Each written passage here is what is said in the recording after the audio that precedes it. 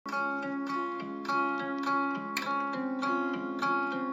vahe on klassikalisel abielulahutusel ja uuel 7. põlvkonna Subaru Outbackil? Tegelikult mingit sisulist vahet ei olegi, sest et nii nagu ka abielu puhul tunned sa, et oled muutunud sa selliseks, nagu sa tänavu oled vaid tänu oma kaasale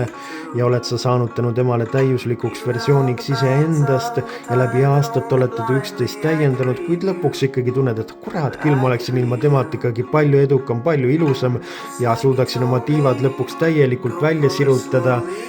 Ja kuid sageli tähendab see meesterahvaste puhul seda, et üüritakse endale üks väike üürikorter, kus lastakse rihm lõdvaks, tarbides igasuguseid meelemürke ja süües rämpstruite, vaadates telekat, kuid olles täiesti kindlasti täna ja kui mitte täna, siis homme ja kui mitte homme, siis kindlasti ülehomme hakatakse ilgelt ja räigelt vastas sugupoolele muljet avaldama. Tere tulemast taas kord kaasale oma naisluksele proovisõidule ja täpselt sama lugu on juhtunud Outbackile, kes ka lahtutas oma 30 aastat kestnud abielu Legacy'ga, olles ju olnud kogu aeg tuntud Legacy universaalkerega ja maastikusuutlikum versioon, saades tänu Legacy'le täiuslikumaks ja parimaks versiooniks iseendast. 30 aastat kestnud abielu tõi Outbackile metsiku kuulsuse, mis järel sai ta palju kuulsamaks kui tema abikaasa ja mis tõttu ta lõpuks tundiski, et mis mõttega ta on abielus enam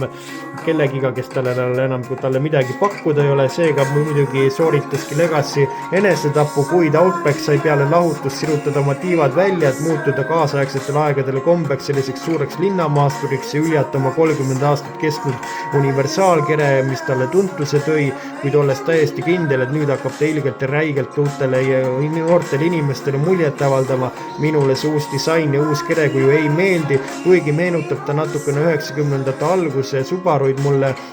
Ja endiselt on tal olemas aga kõigele vaatamata pidev nelikvedu, variaator, käigukast 23 või 24 cm clearance'it. Tegelikult ta pole palju suuremaks muutunud ja baasvarustuses on tal juba üsnagi rikkalik, omades endas juba nahksisu, 12,3 tollist digitaalset näidikupaneeli ja sama suurt multimeediasüsteemi, kuhu pole enam integreeritud ka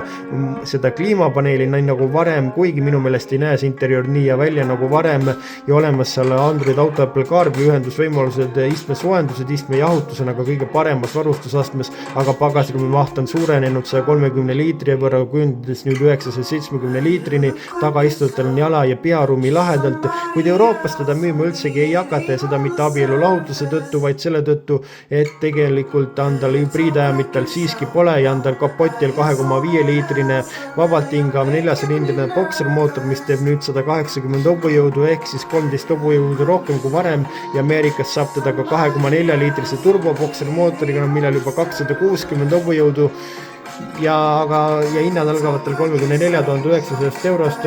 Kas ta võiks siis saavutada edu hoolimata abielu lahutusest, siis mina arvan, et paljud ameeriklased andavad talle siiski uue võimaluse, sest et paljude jaoks on ikkagi kaasaegsed trendid nagu suur ja kobakas linnamaasturi kere ikkagi rohkem väärt kui 30 aastat kestnud abielu ja universaalkere